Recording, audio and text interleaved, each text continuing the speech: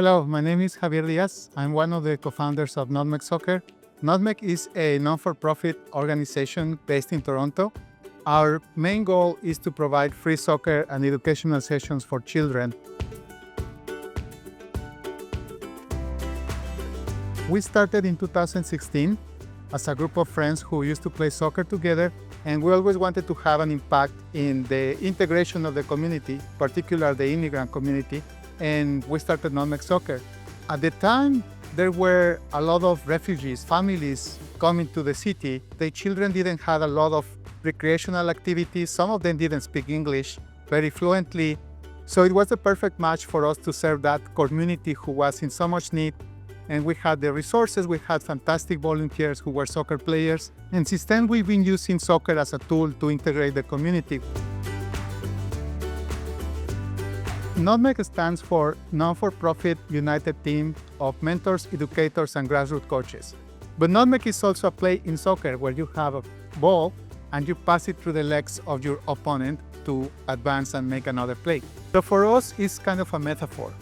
When you have a situation in your life that you want to overcome, you can get a skill and you can try to overcome a situation either on a soccer field or in life. We follow the principles of sports for development, which means we use sports as a tool to encourage positive values in their life. For example, teamwork, leadership, being kind to others. You can learn all those important values in a soccer field.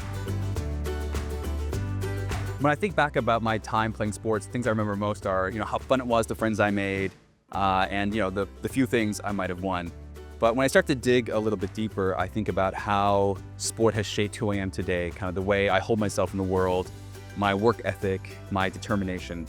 And so that's one of the things at NUTMEG we try to do is make those connections between sport and life a little bit more visible for our players. We try to show them how they're also life skills they can use in their everyday life. So to be a good soccer player, you need to be a good teammate. So how can you be a teammate at home, with your friends, your family, and your community? To be a good soccer player, you need to be aware. So how can you be more aware out in the world, even when you're walking into practice? To be a good soccer player, you need to be resilient.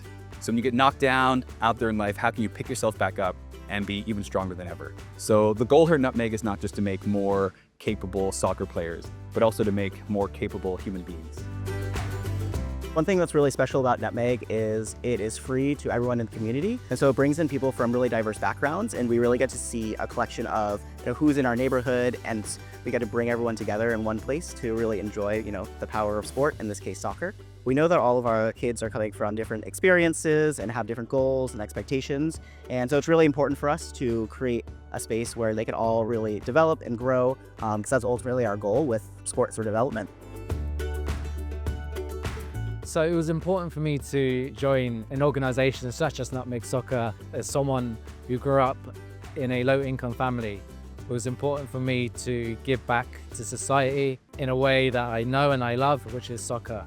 So it's important for the children here to have a space where they can really learn and develop, as a lot of our participants are also from low-income families. They don't always have the same opportunities to join sporting organizations or have the ability to progress within sport. So it's very important that not just myself, but us as an organization could give the platform and the potential for children in these situations to really progress and shine.